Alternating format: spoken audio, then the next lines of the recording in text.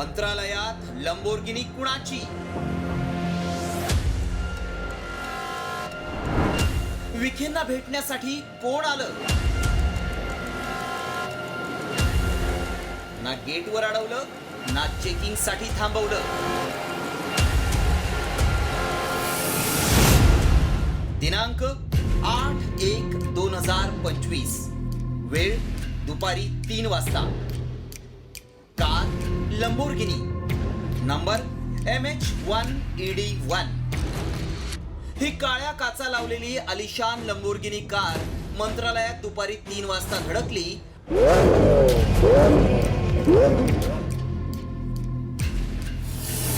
मंत्रालयात आलेल्या सर्वांचंच लक्ष तिनं वेधून घेतलं. कारण सर्वसामान्य जनतेला मंत्रालयात प्रवेश करण्यासाठी तासनतास प्रतीक्षा करावी लागते. मात्र या आलिशान लंबोर्गिनीला गेटवर ना कुणी अडवलं, ना चेकिंग साठी कुणी थांबवलं. त्यामुळे सर्वांच्याच नजरा या लंबोर्गिनीकडे वळल्या.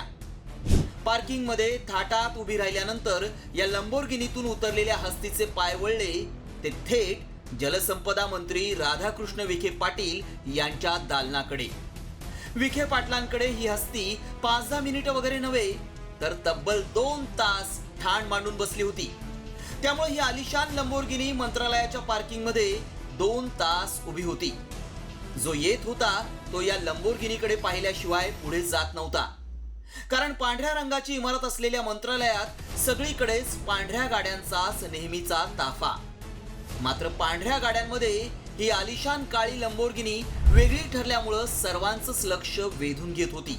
त्यामुळे विरोधकांनीही मंत्रालयात अवतरलेल्या या लंबोर्गिनीच्या मालकाचा शोध सुरू केलाय. ते गूढ आहे. धूमकेतूप्रमाणे ती उगवली आणि निघून गेली. तुम्ही त्याचा शोध घेतला पाहिजे. नाहीतर आम्ही शोधण्याच्या प्रयत्नामध्ये आहोत. आमच्या हातामध्ये काही गोष्टी लागलेल्या आहेत, एवढंच सांगेन.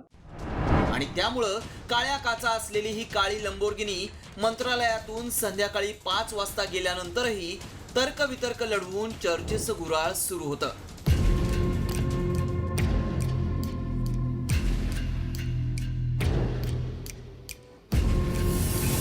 मात्र त्यानंतर ही